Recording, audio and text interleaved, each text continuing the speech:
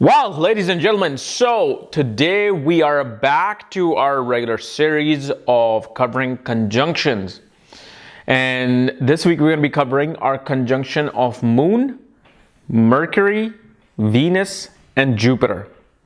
And what happens when these four planets are conjunct together in your particular horoscope. And as always, if you do not know, if you have this conjunction, what sign it's placed in, what house it's placed in, what nakshatra it's placed in, all the other astrological details, for that check out the links here. Check out my full astrological report, including my books and readings and consultations at this link. So, Moon, Mercury, Venus, Jupiter conjunction. As you know, whenever these four benefic planets come in together in your particular horoscope, this is actually known as Saraswati Yoga. This is a yoga related to attaining highest of education. This is the yoga pertaining to attaining great amount of creative energy through the universe. This is a very, very creative conjunction. Like a person with this will naturally be inclined towards wanting to either learn or know about classical dance, classical music, art history, classical literature, Vedanta. And especially if this conjunction occurs in the 1st, 5th, and 9th house, it creates actually a Saraswati Yoga, a very strong one.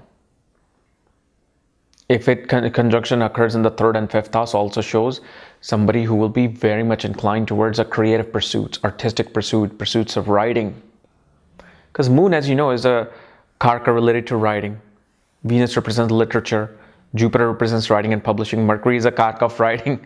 So literally you have all four planets related to writing. And one thing I will tell you, if you don't know something about Jaimini astrology, even though you don't need to in this video, but from your Karakamsha Lagna, the KL Lagna, if this conjunction occurs in the ascendant or 5th house, just close your eyes and go towards writing and publishing. You'll be successful. But Moon, as you know, represents the mind, comfort, happiness, mother, emotions. And Mercury represents information, communication, speech. It's a significator of writing, aunts, uncles, friends.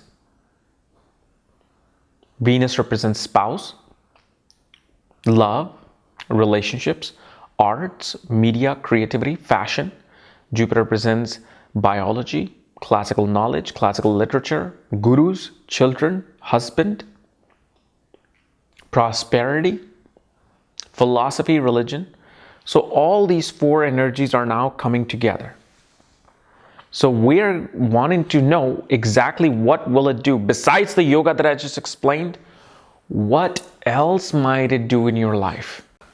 So this is the conjunction, especially occurring in your horoscope, will make you a very, very strongly family-oriented person.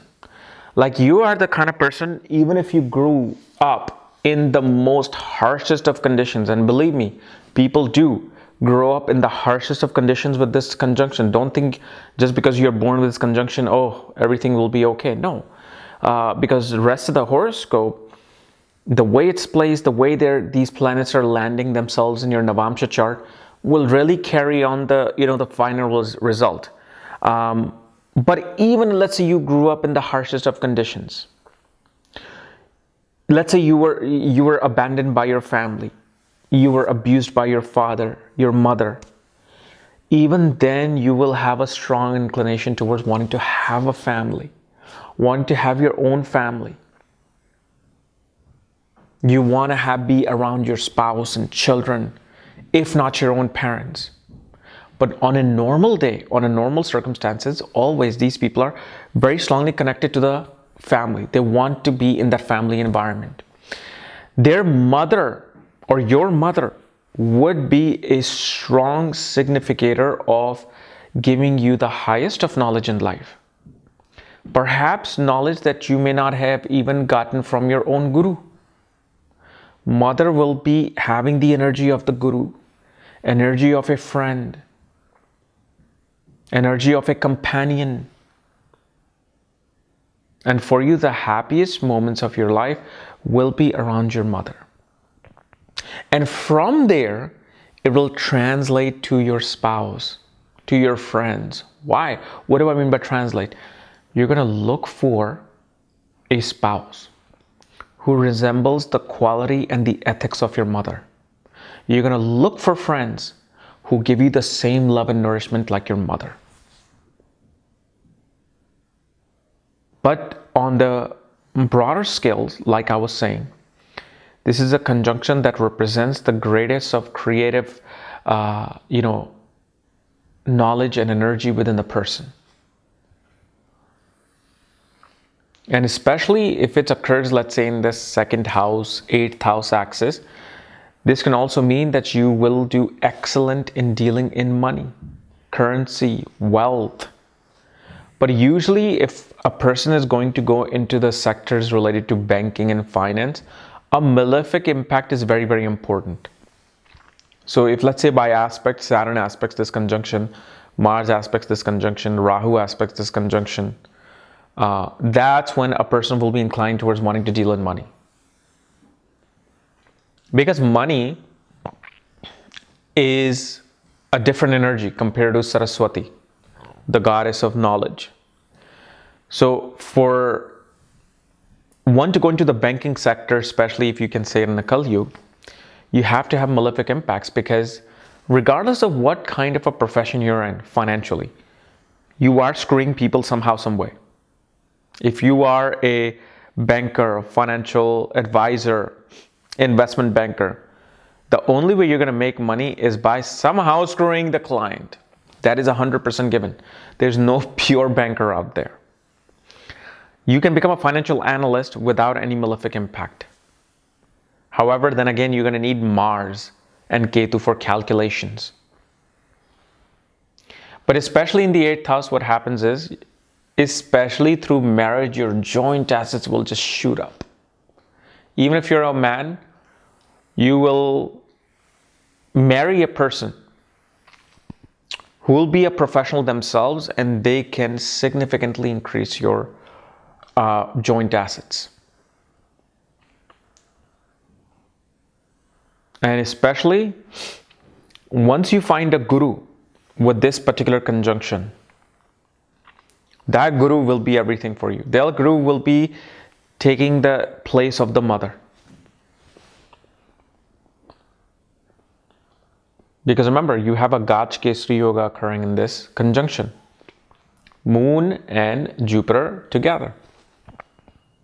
And especially because this conjunction is unblemished through the conjunction of a malefic planet, and especially if this is occurring in your 1st, 5th and 9th house, or even 1st, 4th, 7th and 10th house. I mean, when a guru comes in your life, you will gain the highest of knowledge. And especially such conjunction brings highest of retention power. Like your ability to know something once and just learn it. Okay, so overall, this is a very positive conjunction, unless, of course, once we pay attention to the nakshatras, it'll tell us tell a very strong intention towards of the person. Like especially if banking, let's say if this conjunction occurs in the sign of Scorpio and nakshatra of Jyeshtha, or occurs in the nakshatra of Ashlesha or Kritika, then they can make excellent bankers. They'll be very good at dealing with money, business. If this is occurring in the Rohini, I mean, a natural born creative artist. Okay. So guys, this is my analysis of Sun, Mercury, Venus, Jupiter conjunction. If you're new to my channel, subscribe below. And if you want to know where your conjunctions plays, all my books, reports, consultation, my nakshatra readings, for that, check out the links here. Otherwise, we'll see you tomorrow. Bye-bye.